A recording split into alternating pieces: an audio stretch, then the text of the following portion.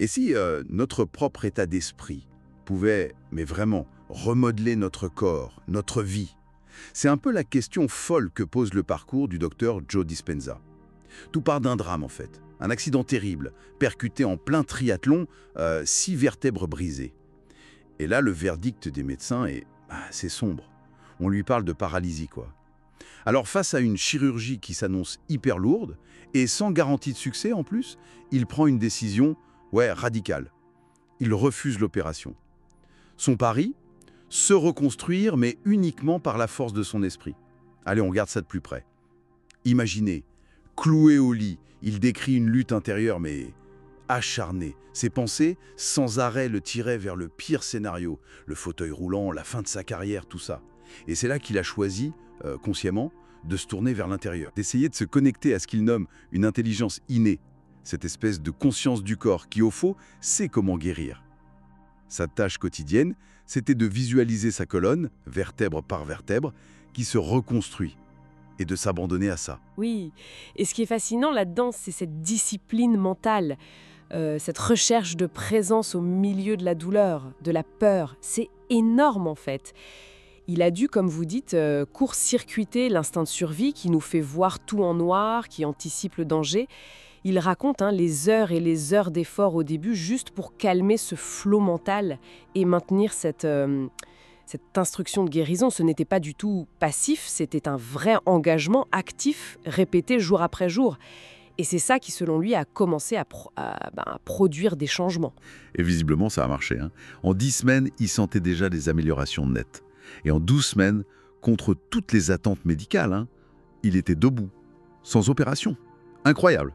Et cette expérience, forcément, ça a été un déclic. Ça l'a poussé à explorer cette connexion corps-esprit, mais de manière scientifique. Et c'est là que son enquête prend une toute autre ampleur. Il est parti étudier des centaines de cas de rémission spontanée, partout dans le monde. Oui, il a cherché des points communs chez ces personnes qui avaient guéri de maladies parfois très graves, alors que la médecine les avait plus ou moins condamnées. Et il a identifié 4 points clés assez récurrents. Premièrement, une croyance, une conviction forte qu'il existe une intelligence, une conscience supérieure en nous avec laquelle on peut interagir. D'accord, une sorte de dialogue intérieur possible avec le potentiel de guérison du corps. C'est un peu ça, oui. Deuxièmement, un choix très conscient de ne plus être la même personne, c'est-à-dire d'abandonner les vieux schémas de pensée, les émotions limitantes du passé. Souvent, c'est lié au stress chronique, la colère, la peur, le ressentiment, bref, tout ce bagage émotionnel. Ce deuxième point, il est fondamental, j'ai l'impression.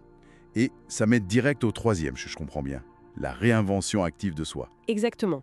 Il ne suffit pas de lâcher l'ancien, il faut aussi activement créer le nouveau. Comment ? En visualisant, mais surtout, et il insiste beaucoup là-dessus, en ressentant les émotions du futur désiré. La joie, la gratitude, la liberté, comme si c'était déjà là. En gros, conditionner son corps à ce nouvel état d'être. Conditionner le corps. Et le quatrième point? Le quatrième, c'est que beaucoup de ces personnes décrivaient entrer dans un état un peu particulier pendant leur travail intérieur. Un état où la notion du temps et de l'espace s'estompe, où leur monde intérieur devient plus réel que le monde extérieur, quoi. Une sorte d'état méditatif profond. Intéressant. C'est comme si ces 4 éléments s'emboîtaient, en fait. Tout à fait. La croyance ouvre la porte, le changement de personnalité coupe les ponts avec le passé limitant, la réinvention par le ressenti, ça envoie un nouveau signal biologique et émotionnel au corps, et cet état méditatif, un peu hors du temps, serait l'espace idéal pour que ce nouveau signal s'imprime vraiment profondément sur la biologie, et peut-être même au-delà. Ok, mais là, on est encore dans l'observation de cas, dans le qualitatif. Dispenza, il a voulu aller plus loin, chercher une validation plus objective, non? Oui, absolument. Il a commencé à collaborer avec des scientifiques, notamment de l'Université de Californie à San Diego, si je me souviens bien. Et ils ont mené des études pendant ces ateliers, des retraites de méditation assez intensives. Et là, ils ont mesuré des effets biologiques très concrets. Et ce qui est frappant, c'est la rapidité de certains changements. Ah oui. Concrètement, ça donne quoi? Par exemple, ils ont observé des modifications de l'expression des gènes en seulement 4 jours de méditation intensive. C'est comme si le corps recevait de nouvelles instructions pour activer des gènes liés à la santé et en désactiver d'autres liés à la maladie. En 4 jours? C'est fou. Oui, ils ont aussi mesuré une amélioration de la cohérence entre le cœur et le cerveau. Faut imaginer ça comme un état interne plus ordonné, plus harmonieux, moins chaotique. Et puis, il y a eu ces expériences in vitro assez étonnantes. C'est-à-dire? Ils ont prélevé le sang de méditants avant et après une semaine de pratique intensive.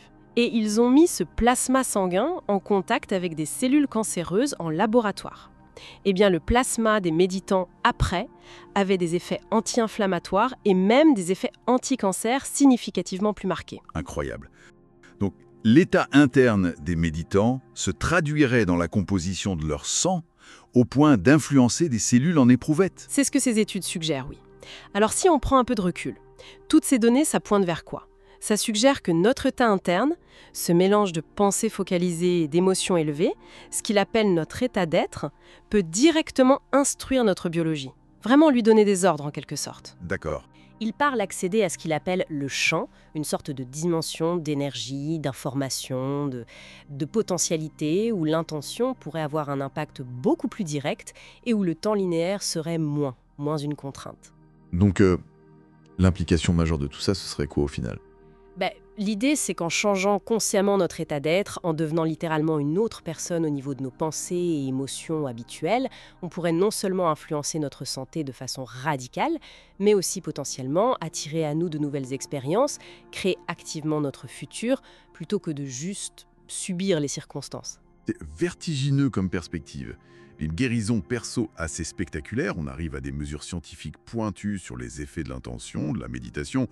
C'est un sacré parcours. Oui, et le message central, au fond, c'est celui d'un potentiel qui sommeille en nous.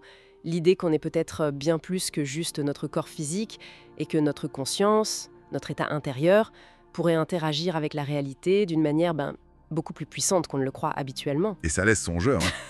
Si une partie de notre biologie, et peut-être même de nos expériences de vie, répond aussi directement à nos états intérieurs, à ce qu'on cultive en nous, quelles capacités insoupçonnées dorment là, juste derrière le voile de nos habitudes, de nos croyances sur ce qui est possible ou pas. De quoi méditer, effectivement.